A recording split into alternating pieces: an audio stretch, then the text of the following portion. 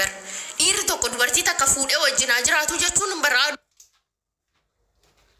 Du'u jechuun miti bar horanii nuufaa dagaaganii dhaloota isaan fakkaatu nuufaa uuman jechuudha bar walajjeessa jechuun miti bar walajjeessa jechuun miti dhuga. Arabiyyi nutti kolfe arra maqaa Oromoo ani erga kaleessa miidiyaa adda addaa ilaalaa ture. Oromoodhaanii ofiin jechuun jaarraa qaanfannu keessa geenyeerra. Maqaan Oromoo badeera. Badeera.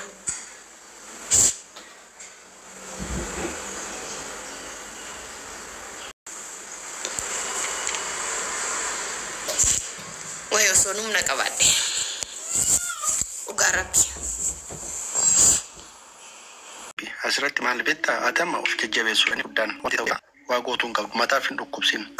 Waa namni haasa'u wanti ta'u ta'ee jira miti wanti ta'u mataa bar hin lubbuun dabar dhugaan barbaadanii boru ana ta'a boru. Jechuun waan si jechuu barbaade maal beektaa? Boru ana ta'a boru si ta'a ishii wanti ta'u akkas jechuu kooti. Dhugaa kiyyan barbaadan jechuudha seeni. No yaada kun dhaggeeffadhu kan akkasii dhaaftuun taane wanti ta'u ta'ee of tasgabbisiisa. Wanti ta'u ta'ee isa jedhuun barbaadu dhugaan dhala namaa Oromoo ajjeestu warra baalan gizee tanaa ofirraa dhorkuu qabna allaqa. Garee ajjeeftu jira Finfinnee keessa. Hararree gareedhaan wal qooddee garee irreecha qopheessitu kan isaaf abukaatoo taatu lafa qabattee gadoodduutu jira siigalee miti. Dhageettiin namni qabu sagalee namni qabu lubbuu ilmaan Oromoo caalee mul'achaa jira. Taajjabbii ilaalaa jirrutu jira miidiyaa irratti siigalee. Odoo obboleettii kee taate yoo wanti ta'u ta'e jettee nama obboleettii kee akkana godheenuma dhiista. Dhiiga isheen deeffattu ati. Bireeko ani dhiisisii jechuudhaaf miti biree ana kanan jechuu barbaadde. Kanan jechuu barbaade yaada kun nu banne malee inaariinidha bakka inni guddaan asirratti inaariin yaada namaa dhaggeeffattee inaariinidha. Garuu waanan jechuu barbaade asirratti haasa'uudhaaf utuu hin taane dhimma cimaaf si barbaadini. Akkamiin suquunnamuu danda'a? Asirratti waan tokko ani wannan jechuu barbaadu biree obsasiif haalaatu imimmaan nama galchu so imimmaan nama galcheetii ishii galchina.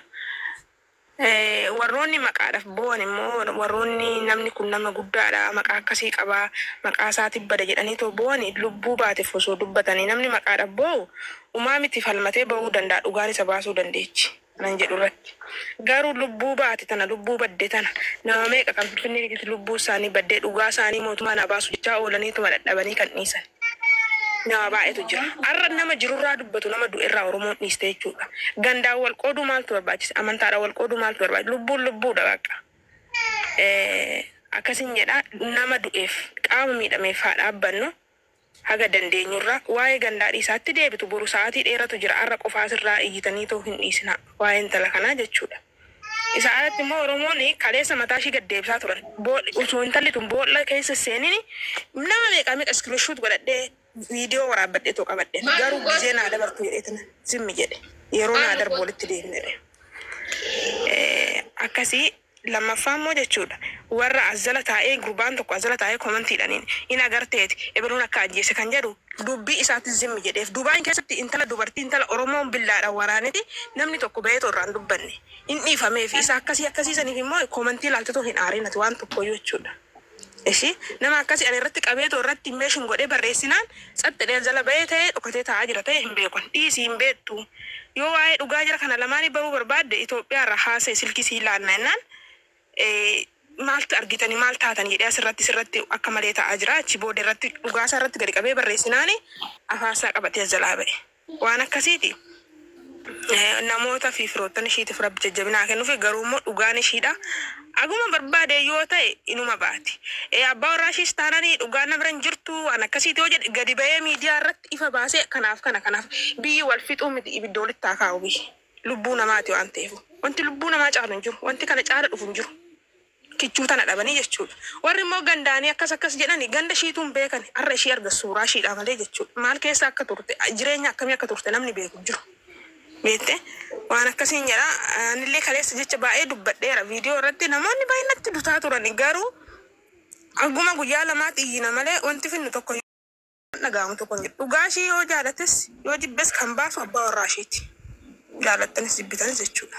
birallee jirtu nama birallee jirti ebiluunillee walitti bu'e waan akkasii jira rakkoo kan jedhu isaa fi isa biyya keessa taa'ee biyyaa ba'e waan barbaade yoo ta'e jechuudha.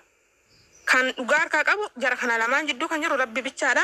Isa hundi bani akkas taate fuula bareedaadhaan gadi dhuftee sirbitee maaloo taate aboochuun tallitu azanii godhattee aboochuu eenyu nama meeqa miidhama keenya kan hin himanne miidiyaa. Uummanni keenya bar uffanni kuni awwaalcha addunyaa akka nu ta'e hin beekani bar. Keessatti bu'aa bar ilkaan tanaan kolfinan beekani bar. Beekani bar. Namni garuu gaafa keessa isaa hiriyaa isaatiitti matee gaafa waa tokko ta'e keessa namaa beekan. Kanuma. Akkasiidha warroonni fafakkeessitanii namni kun beekamaadha namni kun kanan gochuu danda'a tasaasa'uu danda'a gochuu dhiisuu danda'a bakka namni sun waaqa biraan ergamne saadiqii miti gochuu danda'a gochuu dhiisuu danda'a waan irraa beekatan tokko qaama tokko ofitti taasisanii qaama miidhame ormatti laattanii yoo nattani eenyu dhufee dhugaa keechanaa baasu borullee sin kanamas sin eeggata aanarree boru kanumatu na eeggata ingodaa gochuu danda'a gochuu dhiisuu danda'a namni sun. Wanti sin arra lubbuun tala tanaa erga baate odoo boolla seenin gad deebistanii zaqazzaqxanii akkas gootanii kun Oromoo biratti baratama godhateera. Garuu namni sinitti dhagaamee too jirummaa obboleettii kee osoo ta'e odoo obboleecha koo ta'e. Ani kaleessa dhugaa rabbi hudheef keechaa baasuu itti aannatta fi amanuu hin dandeenya biyyarraa Kiristoos biyyarraa dawalanii natti man akkas jedhanii akkamitti waan akkanaa ta'an jedhe ani iyyuu deebi'e boodarra taragaaggaa akka galgalaa silkii nama isa wajjin haasa'uu. Maaltu ta'uu qaba beektanii? Silkii kana laal kaleessa akka qananiin duute nan ka'ee hojjechiise caccabee jira. Argitanii? Garuu hin bana akka banu godheetiin jira. Waa baay'eetu silkii kana keessa jira. Sin qananii suuraan beekuu dandeessu nuti immoo hiriyaa ishee ta'uu dandeenya. Sin galee lubbuun ishee darbee miti dhugaa ishee immoo hin barbaannu. Maal akkatti ta'u darbitiif rabbisaa kaleessa waan jedhan beektaa dhiifama wajjin kaleessa waan jedhanii fooq irraa firaashii seetiin lafaan darba sagalee san guutuu waraabadheera garuu ani kan amma sa'aatii kanatti dubbachuu hin barbaadu yeroo qaba dheetan malee maqaadhaaf hin boo'inaa maqaan hin bade hin deebi'a rakkoo hin qabu lubbuun baate hin deebitu garuu warroonni immoo nu wajjin haasaa turtee kalecha sirbaa turtee fuulli ishii gaariidha yaa boochuun tallitu nu yaa bachuutti amaraatu maaltu beeka keessa nama kan beeku nama lamaan jidduu kan jiru rabbi qofa kan beeku akka nani beekutti jechuudha isaan alatti wanti sin wannan taani odeessitan hin jiru nama tokkoofuuf faradina lubbuu baate farada. Saani bakka murtii. Laali asirratti namni lama iccitii nama lamaan gidduu jiru namuma santu beeka inni shukkuni dhugaadha. Iccitiin nama lamaan gidduu jiru lubbuu na darbu jechuu miti. Waa'ee lubbuu gaafachaa jirra nuti. Namni lama iccitii walitti qabaate inni tokko lubbuun tokko darbee inni jiru san homaan goone ati qucci taa'e jiraadhu. No. Wanta akkas jedhamu jiru. Isaan lamaanuu akka hin taanetti yoo kanurraa deeman ta'e nu dhukkubsa. Lubbuun nama kamii olii miti. Lubbuun shamaraa kan dhiiraatii olii miti. Kan dhiiraa ammoo kan shamaraatii olii miti. Namni kamiyyuu lubbuu fi tana ni jaalata. Garuu lubbuun mucayyoo tanaa, lubbuun intala bareedduu tanaa akkamitti bahee yoo jenne nu maraafuu gaafii natti fakkaataan akka kiyyatti. Maaliif jennaan? Amma inni jaarsa gaafa isii fuudhu yookaan ammoo gaafa isii wajjin jireenya dabarsu namni shugguutii isatti eegee qabee mucattii sana isii fuusisee hin jiru. Waan jaalatuuf natti fakkaata. Sigalee har'a garuu innis yookaan waan isii dhabeef gaddarra jira yookaan ammoo isiiyyuu ofii dhabamsiisuu danda'a yookaan ollaan sun isii dabarsuu danda'anii hin beeknu. Kana rabbii fi waaqayyo qofa beeka sigalee garuu hanga dhugaan sun as baatu osoo isarrallee waa kaa'uu barbaanne jechuun yaada kiyya kun sigalee. Jirabi.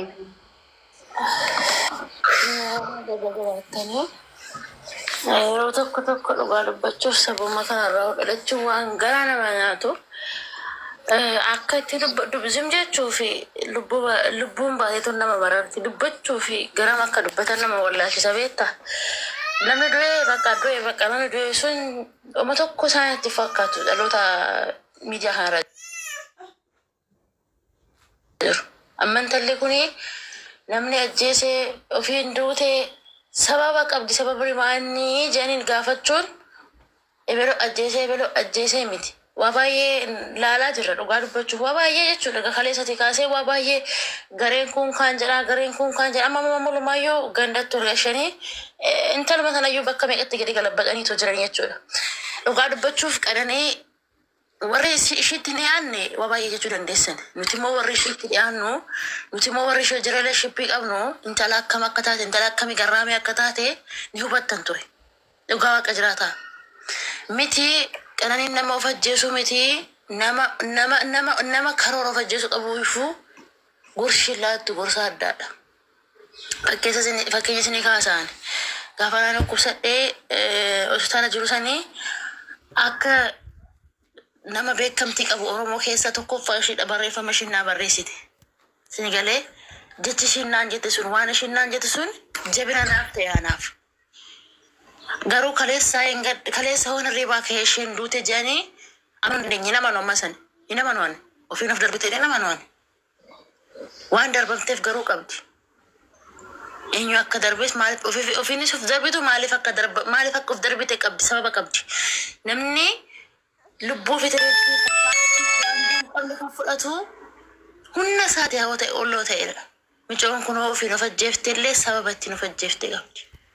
Sini galee namni du'e sinaa mararu kan jirus dhala keenya ka duutes dhala keenya ka jiru lubbuun jira dirqamadha. Dhugaa jiru baasuun ka duute garuu dubbachuun immoo dirqama keenya. Garaa sinaa nyaattu boruunsi hundi keenya kanuma wanni shigee kun hunda keenya ga'uu qaba inni gahaa jechuudha. Sini galee kanaaf ani baay'ee dubbachuuf illee hin danda'u. Dhugaa micoo tanaa rabbi lafa hin gatini. Namni waa'ee micoo tanaa baasuuf hin jiru garuu seerri waa'ee micoo tanaa baasu illee seerri dhugaa micoo tanaa fidee dubbatu illee hin jiru. Waaqayyoon uumaa ishii dhugaa micoo tanaa lafatti hin gatini. Isin immoo warri gandaa wal fixanii kutatti ol gashitanii wal nyaachaa jirtu. Isin duraayyuu dhaloota kutaati malee dhaloota sabaaf dubbatu dhaloota nama miidhameef dubbatu miti. Jabaadha shaggaa gootanii hin jaa. Bakka baay'eetti amma isheen gadi galagalteetti. Nagga baay'eetti. Maal akka isheen balleessite hin beeku. Silaawoo maal balleessite mee amma micoon tuni? Maaliif gadi galabbatamuu barbaachise? Kanaan jaa baree ulfaadhu bakka baay'ee dubbachuun danda'u.